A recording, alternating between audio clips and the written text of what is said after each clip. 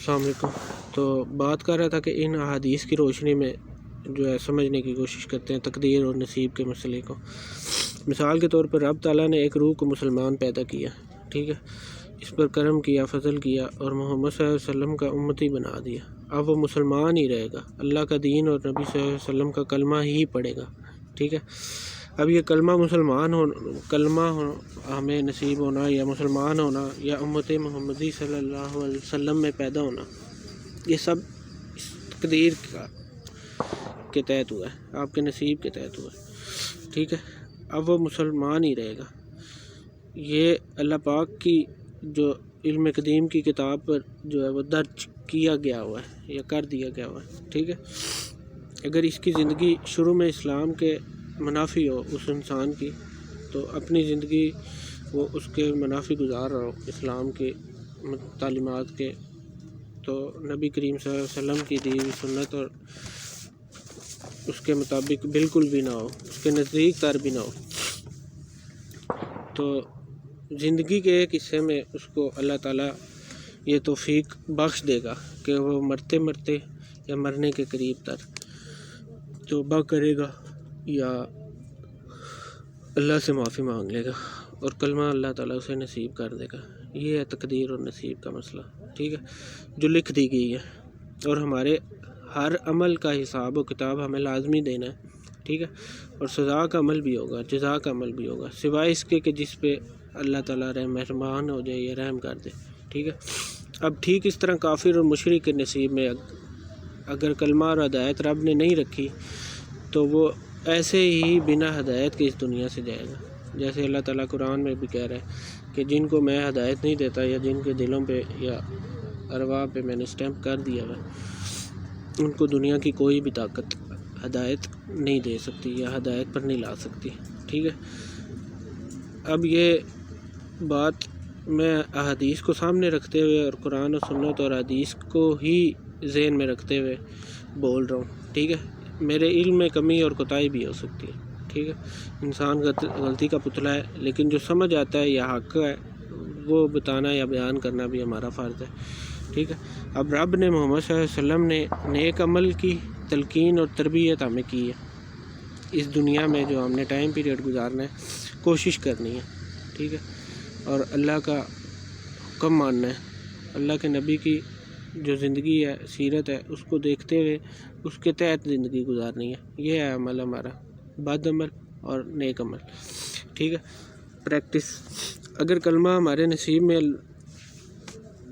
اللہ نے لکھا ہے یا ہمیں اب رب نے جو محمد صلی اللہ علیہ وسلم نے تلقین بھی کی ہے، تربیت بھی دی ہے، تو آپ پر مجھ پر یہ کرم بھی کیا ہے، اللہ نے کلمہ گو اور مسلمان پیدا کیا ہے اور اس دنیا میں ہمیں کلمہ دے کے نصیب کر کے بھیجا گیا۔ اگر کلمہ ہمارے نصیب میں واللہ عالم اللہ نے لکھا ہے تو ہمیں مرتے وقت تک کلمہ پڑھنے اور اس پر ڈٹے رہنے کی سر توڑ کوشش کرنی جو ہے مرتے وقت تک جاری رکھنی ہے۔ یہ ہے ہمارا نیک اور بد عمل، ٹھیک ہے، جس کی سزا اور جزا ہوگی، حساب ہوگا، ہماری کوشش اور نیت پر رب تعالیٰ جو ہے ہمارا فیصلہ کرے گا، ٹھیک ہے۔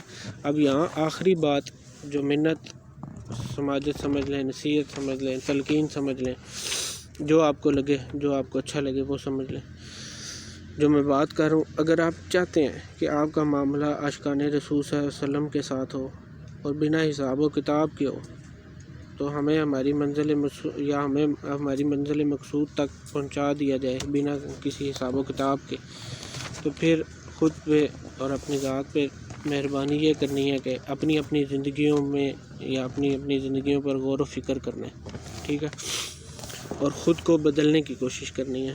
بظاہر رب تعالیٰ نے ہمیں اور آپ سب کو یا پوری امت کو جو ہے وہ کلمہ نصیب کیا ہے، یہ رب کا بہت بڑا کرم اور فضل ہے۔ اگر ہم سوچیں تو یہ اسی کا شکر کر کے ہم جو ہے سجدے سے نہ اٹھیں ساری زندگی تو اس کا بدلہ نہیں دے سکتے۔ اس بارے میں ضرور سوچیں، ٹھیک ہے، اس دنیا کی خواہش کو جو ہے ترک کر دیں۔ یہ شہرت اور یہاں کی شہرت، یہاں کا پیسہ، یہاں کا ہر رشتہ، ہر چیز فانی ہے، دھوکہ ہے، آزمائش ہے، بس یہ جب رب نے کہہ دیا آزمائش ہے، دھوکہ ہے، تو پھر کوئی طاقت ہے ہی نہیں جو اس کو بدل لے۔ اگر ہم چاہتے ہیں کہ ہمارا اور آپ کا معاملہ جو اللہ کے رسول صلی اللہ علیہ وسلم کی شفاعت میں ہو، تو لازوال عشق میں ڈوب جائیں، ٹھیک ہے؟ کوئی سوال، کوئی شک، ابہام ذہن میں مت رکھیں، اپنے نفس، سوچ اور ذہن کو پاک اور صاف کر لیں، ٹھیک ہے؟ فتنوں میں نہ پڑیں، فتنوں کے چکر سے بچیں، فقہ کے چکر سے بچیں، فقہ کے فتنوں کے چکر سے بچیں، چھوٹی چھوٹی باتوں پہ طنز و مزاح یا کسی کو چھیڑنا یا بحث و مباحثہ مت کریں۔ یہ شلوار گٹوں سے اوپر، رفع دین اور یہ ساری چیزیں ہاتھ چھوڑ کے، پڑھ کے، پکڑ کے، آپ کی نیت پہ آپ کا جو ہے فیصلہ ہوگا، ٹھیک ہے؟ آپ کے خلوص پہ فیصلہ ہوگا، ٹھیک ہے؟ تو باقی آپ کسی بھی عالم دین سے اپنے فقہ کے مطابق پوچھ سکتے ہیں، اس سے گارنٹی آپ کو کوئی بھی دے گا نہیں، نہ دے سکتا ہے کہ وہ حق پہ، ٹھیک ہے؟ سٹیمپ پیپر آپ کو کوئی بھی نہیں دے گا، نہ کسی کی اوقات ہے کہ وہ دے دے۔ ہاں، رب اور رسول صلی اللہ علیہ وسلم کے حکم اور تعلیمات کے اس سرکل سے باہر چیز نہ ہو، ٹھیک ہے؟